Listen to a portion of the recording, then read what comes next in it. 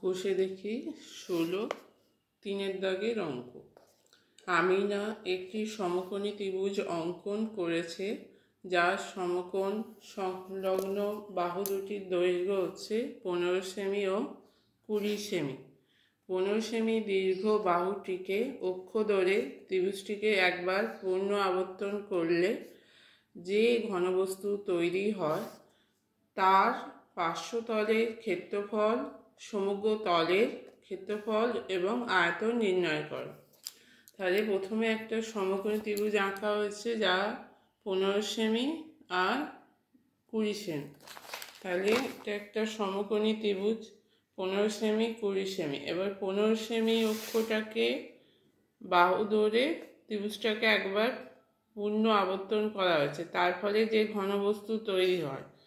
তাহলে এখানে আমরা জানি সমকোণী ত্রিভুজের এই লম্বটাকে ধরে ঘোরালে, একবার ঘোরালে কি তৈরি হয়? শঙ্কু তৈরি হয়।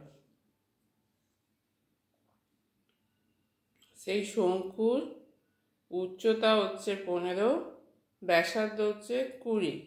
তাই শঙ্কুর এইটা হয়ে যাবে তির্যক উচ্চতা।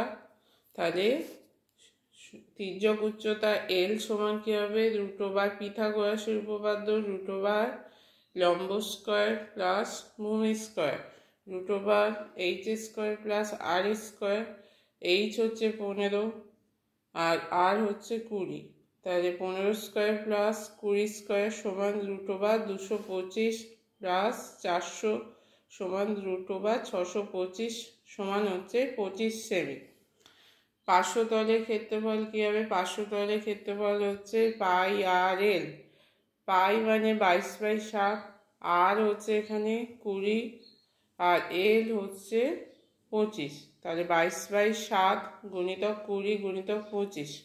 তাহলে 22 গুণিতক 25 গুণিতক 20 হচ্ছে 500/7।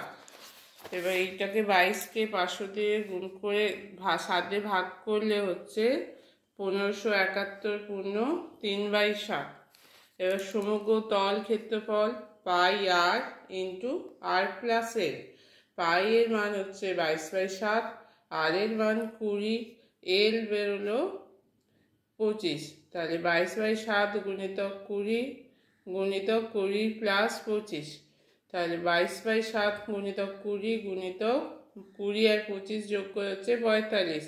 তাহলে 45, 20, 22 যোগ করে হচ্ছে 19,800/7 সমান হচ্ছে 2828 পূর্ণ 4/7 বর্গ সেমি। আয়তন হচ্ছে 1/3 πr²h। 1/3 পাই এর মান হচ্ছে 22/7 গুণিতক আর হচ্ছে 20 স্কোয়ার গুণিতক h হচ্ছে 15।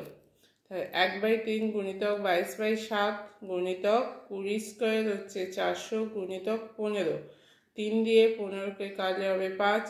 22 গুণিতক 5 গুণিতক 400 হলে হচ্ছে গুণ করে 22 গুণিতক 400 গুণিতক 5 গুণ করলে হবে 44,000/7। সেটাকে 7 দিয়ে ভাগ করলে হচ্ছে 6285 পূর্ণ 5/7 ঘন সেমি।